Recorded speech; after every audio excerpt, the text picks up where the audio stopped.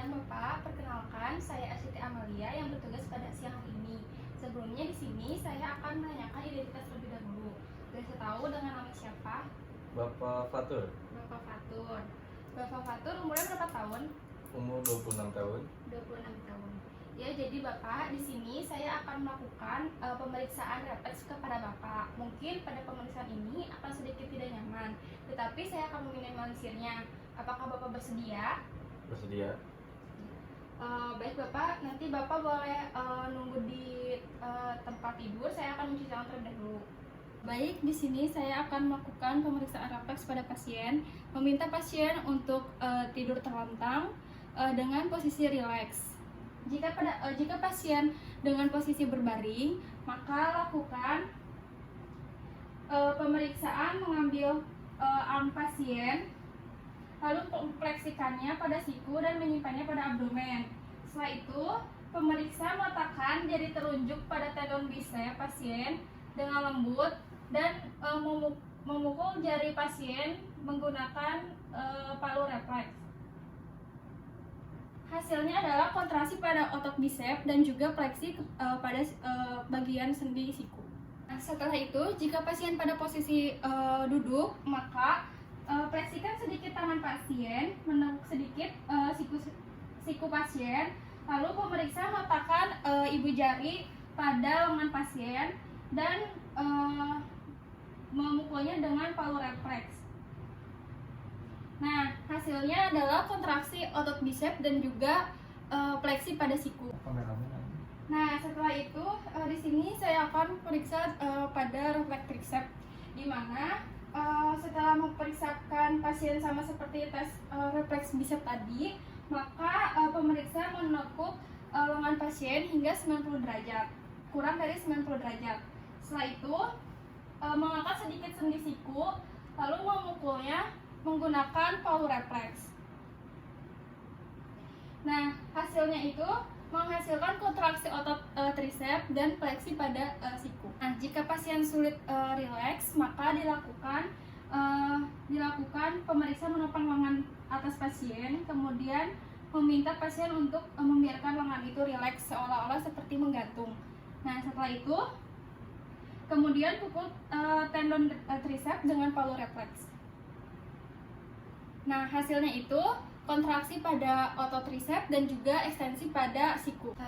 Di sini saya akan melakukan pemeriksaan patella refleks, di mana pada pemeriksaan ini tuh dia pemeriksa menekukan kaki pasien, mempleksikan kaki pasien di sendi lutut dan meletakkan tangan pemeriksa di bawah lutut kaki yang lainnya. Nanti pemeriksa memukul tendon patella di sendi lutut dengan palu refleks.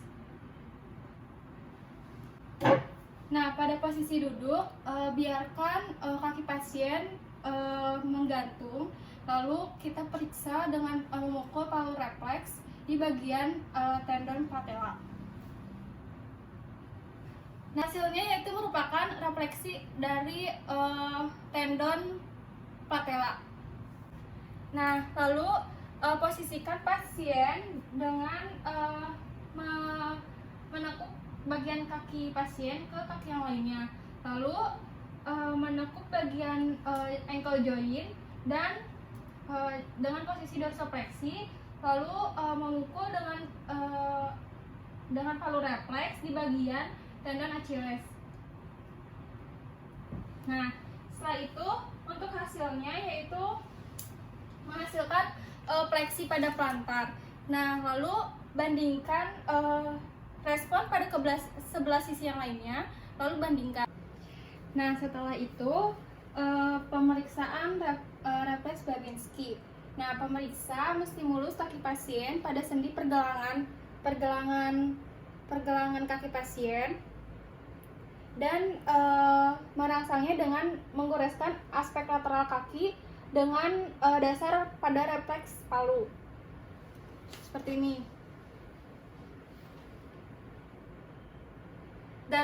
Dari tumit hingga ke ibu jari. Lalu periksa respon refleks, di mana jika ada respon patologis adalah respon Babinski, yaitu adanya dorsofleksi pada ibu jari.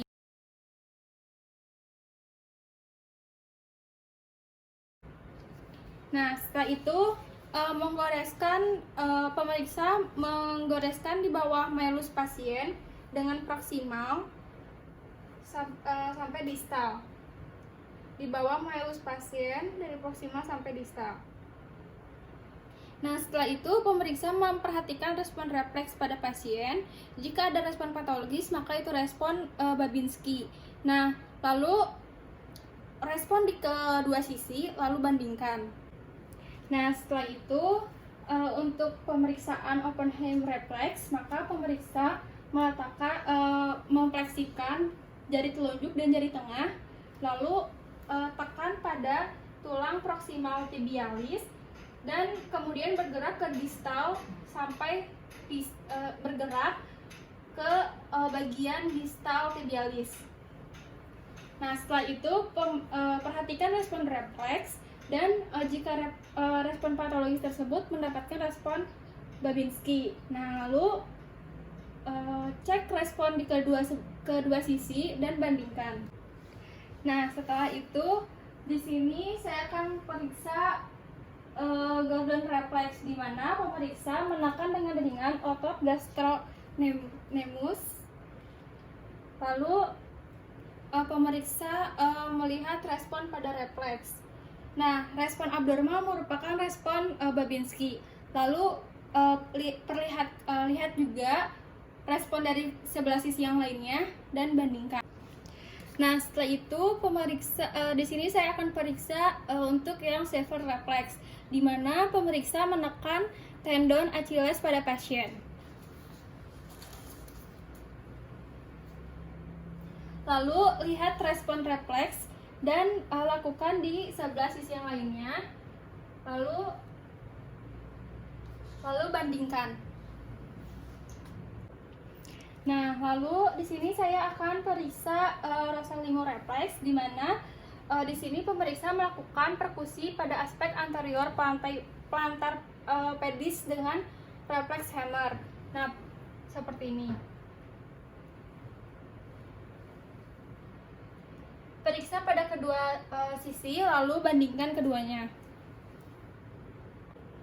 Nah, setelah itu saya akan meriksa Mendel-Bessrue, di mana pemeriksa melakukan perkusi pada aspek anterior dorsal pedis menggunakan palu reflex pada bagian jari-jari pasien. Nah, respon patologis itu berupa fleksi pada jari-jari kaki, lalu periksa juga di sebelah sisi yang lainnya. Setelah itu bandingkan.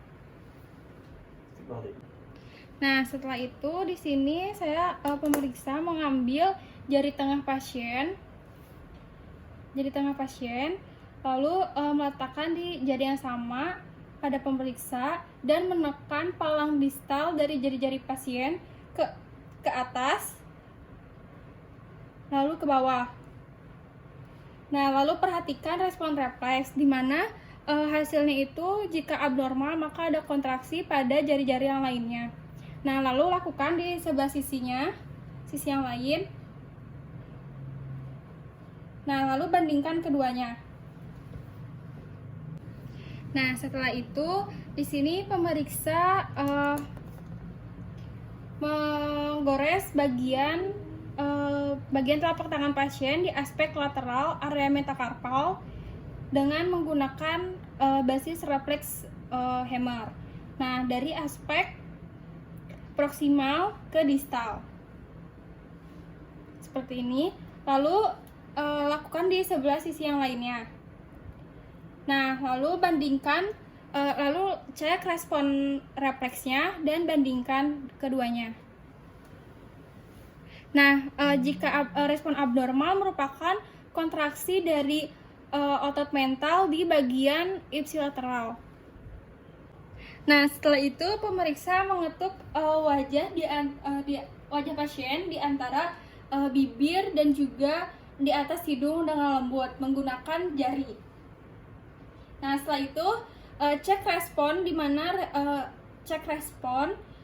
mana apakah jika abnormal yaitu adanya pengerucutan bibir pada setiap rangsangan. Nah, lalu di sini pemeriksa menggenggam tangan pasien. Nah, lalu mengusap telapak tangan pasien menggunakan jari seperti ini. Nah, lalu jika ada respon abnormal, maka adanya kelonturan jari pasien dan cengkraman jari pemeriksa. Lalu periksa di sebelah sisi lainnya.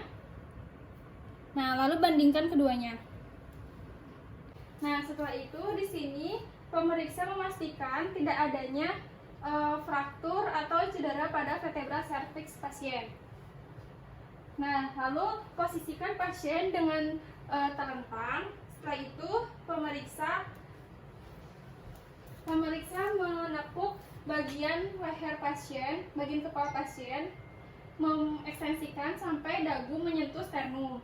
Nah, setelah itu pemeriksa memperhatikan respon refleks.